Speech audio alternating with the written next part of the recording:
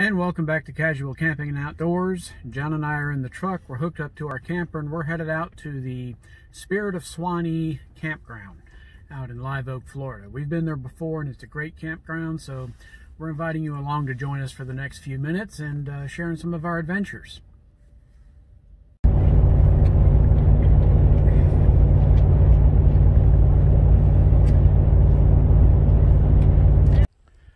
And we're here. We made it out to the Spirit of Swanee campground. We've set up our camper and now we're just taking a stroll before the daylight gets away from us. But if you're interested in this campground, you can go to musicliveshere.com and you make your reservations online.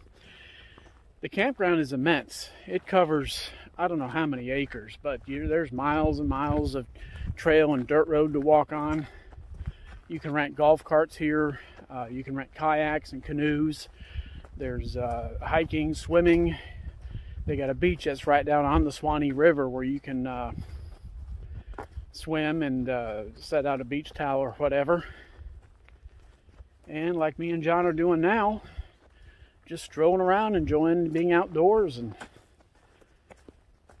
the place is practically vacant right now because when you're in the off-peak season or when they're not having some kind of a music festival out here, you really don't have to contend with crowds.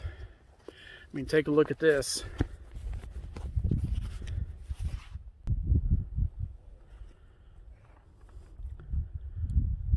There's just nothing out here.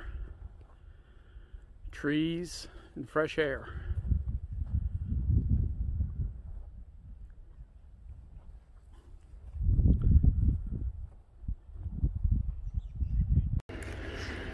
Well, John and I came up here to the cafe that's on the campground. It's called the Sos Cafe, which I'm assuming stands for Sound of Swanee. And boy, the food is good. I got fried pickles, boneless buffalo wings, crispy French fries. John got chips and yellow queso, and he also got the boneless buffalo wings and the fries. And how's the food, John? Good. Not that there's much that John won't eat. Typically, if it won't eat him first. And you didn't see that beer there. No. But I would definitely say if you're going to come out here and spend some time on the campground, check out the cafe. Right now they're only open Fridays and Saturdays, but during events they're open as long as the event is going. But the food is definitely worth it and the prices are very reasonable. As John and I are taking our stroll, we came up on this kind of a pretty field. It's got a corral type fence on it, but I don't see any livestock or horses. But there's some kind of a platform here. I don't know that it serves any specific purpose other than maybe a picnic area because there's nothing else around here. This dirt trail continues on for a ways. And again, as you can see, just emptiness all around. And then the trail goes on that ways for a while. It comes to a kind of a T intersection here. Crossroads.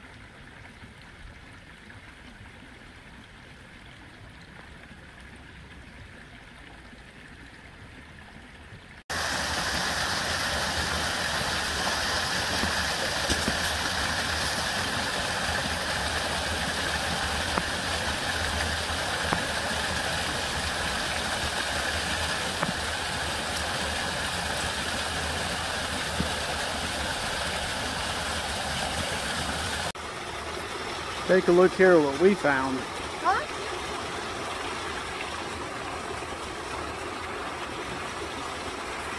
What a pretty waterfall. Now, if I can just get back up the embankment without ending up in the water, we'll be doing all right.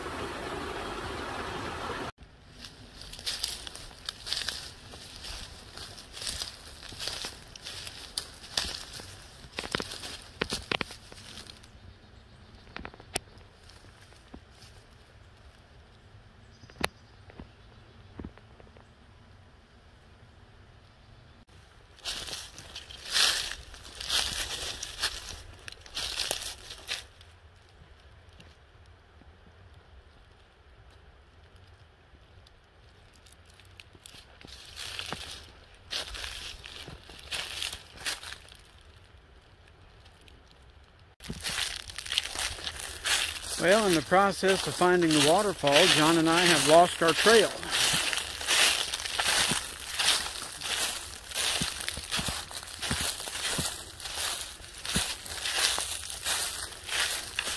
We're also losing the light, so hopefully we'll find our way out of here. Maybe.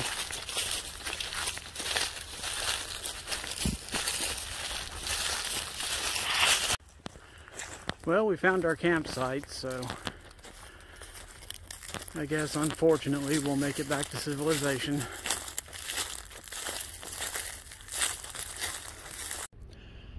Now, John and I will be making a campfire tonight, and the 3 stages of your campfire, of course, are tinder, kindling, and fuel.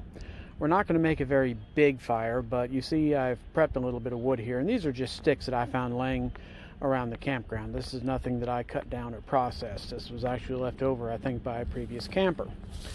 Well, we're going to be kind of starting a fire an old-fashioned way tonight with a fire steel.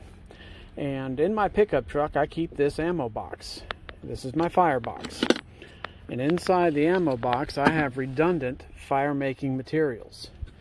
I also have this little bag by Maxpedition, and on the inside of it, I apologize for the one-handed camera operation here. Real professional, right? I keep more redundant fire-making materials. In here, I've got some tin foil, and I just got a couple small pieces of fat wood wrapped up. I've got a magnesium bar. Here's an emergency whistle. It's always good to have a whistle with you when you're out in the woods. We have a El Cheapo fire steel. This is nothing special. We've got some matches. We've got a lighter. And in the little pouch here, we've got some cotton pads. I think one of the best tinders you can have are one of these cotton pads, or something as simple as a cotton ball and some petroleum jelly. This is just cheap petroleum jelly from the Dollar Tree. And what you can do is you can take one of these cotton pads, smear it with a little of the petroleum jelly, and that will burn for a good long while. So let's go ahead and get our fire started.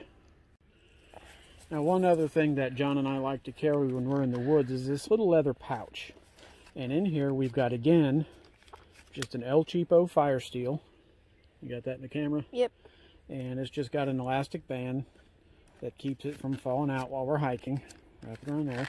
And then here's just a small Altoids tin. This one's by Coleman. And this is just a boo-boo kit. This is not a trauma kit or anything of that nature. Just a little boo-boo kit. And in the back is a scraper for the fire steel. And this is also a small knife.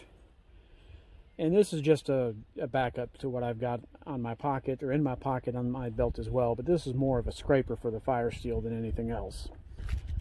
But John and I are fixing to get our fire started for the night. Okay, John and I are ready to start our fire now. So what we're going to do is we're going to take our petroleum jelly. And we're going to take our cotton ball. All you need is one single little cotton ball. And just smear it around in the petroleum jelly and get some petroleum jelly on it. It's always good to have petroleum jelly when you're camping anyway, whether you get a little sunburnt or you need some hand lotion or even some lip balm. Petroleum jelly it has 100 different uses. You can even use it on things like sticky zippers and so forth. And there's lots of videos on stuff you can use petroleum jelly for, but all we've done is we smeared our cotton ball in the petroleum jelly. And then we're going to take our El Cheapo fire steel, and the pocket knife I'm going to be using as a scraper is my little K-bar dozier. And I'll tell you what, for a sub $20 pocket knife, these little K-bars are absolute gems. They hold an edge very well for small general tasks, and they have a nice 90-degree spine on them, so they will make a spark on a ferro rod. And again, this was a cheap $3 ferro rod. You don't need to go out and spend $40 on a ferro rod to get one that makes a good spark. So we're going to take our cotton ball and we're going to fluff it up a little bit, expose some of them fibers, and mix it up with the petroleum jelly like so. And we're going to take it over here to our fire lay. Now we're using a basic log cabin fire lay here, which is just as you see it here, some sticks laid out, and I've got just a piece of bark here I'm going to use to put our cotton ball on. I'm going to put our cotton ball there, take our fire steel and our K-bar, one quick strike, and there you go. Homemade fire starter, and this stuff works like a champ. Put this down here, and then we're going to take our kindling and lay it over the fire. And again, all this is some sticks that we picked up laying around the campsite here. What you can also use is, especially when you're in Florida, we have an abundance of pine trees, and you got these pine cones laying everywhere. And they make an absolutely great tinder source, or kindling source rather. And that was just one cotton ball with a little bit of petroleum jelly smeared on it, and as you can see, it makes plenty of flame to get your fire going very easily. And we'll just put these pine cones on.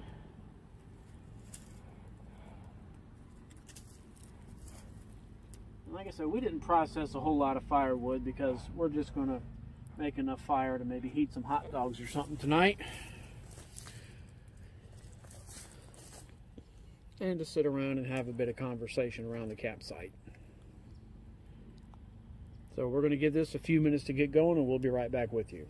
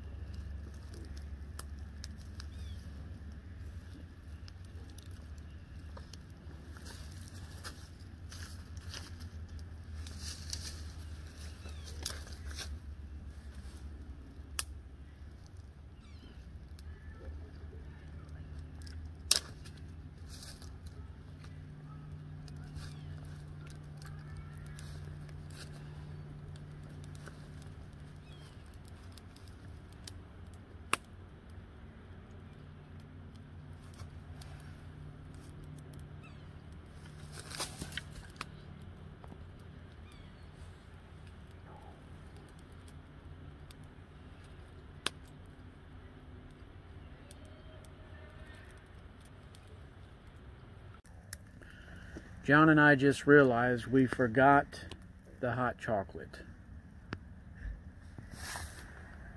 Dude. What? We forgot the hot chocolate. You said at Publix we should get the hot chocolate. Well, we forgot. Oh well. Bravo.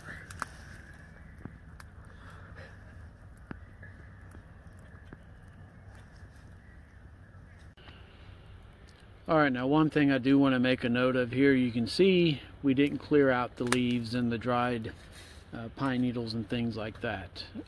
If we were going to have a larger campfire or keep a campfire going for any length of time, for safety's sake, you should clear out the leaves and the pine needles and such as that. But in this case, the fire we're going to have is probably only going to last half an hour or so, and we're going to be sitting right here next to it.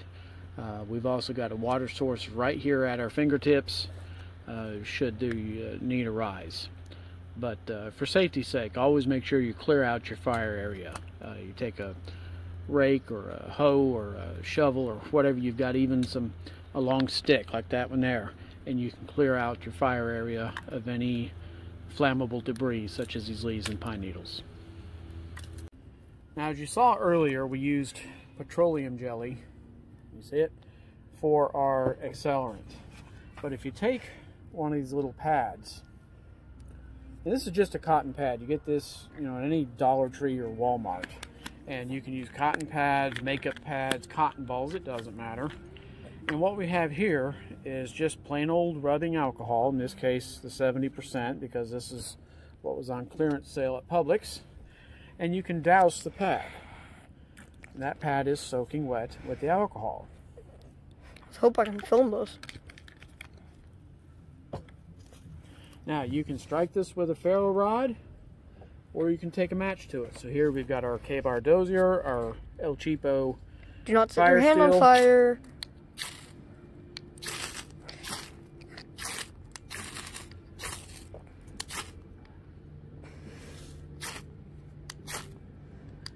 Clearly doesn't work quite as well. I really do not want my leg to get set on fire, please. Here, fluff that up a bit, expose some of them fibers. There. There we go. And as you can see, the alcohol on the cotton ball, it won't burn quite as long as the petroleum jelly will, but there we go. It burns very, very well. And that's plenty of flame to get your campfire started.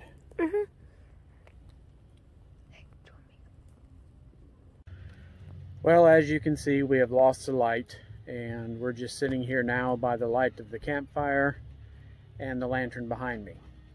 We've had a wonderful day, and this is just day one. We're going to be here all day tomorrow, as well as part of the day Sunday. We will be going home probably midday on Sunday. So that's it for this first day. We'll go ahead and upload this video, and we'll have day two ready for you sometime after the weekend. Until then, have an outstanding day.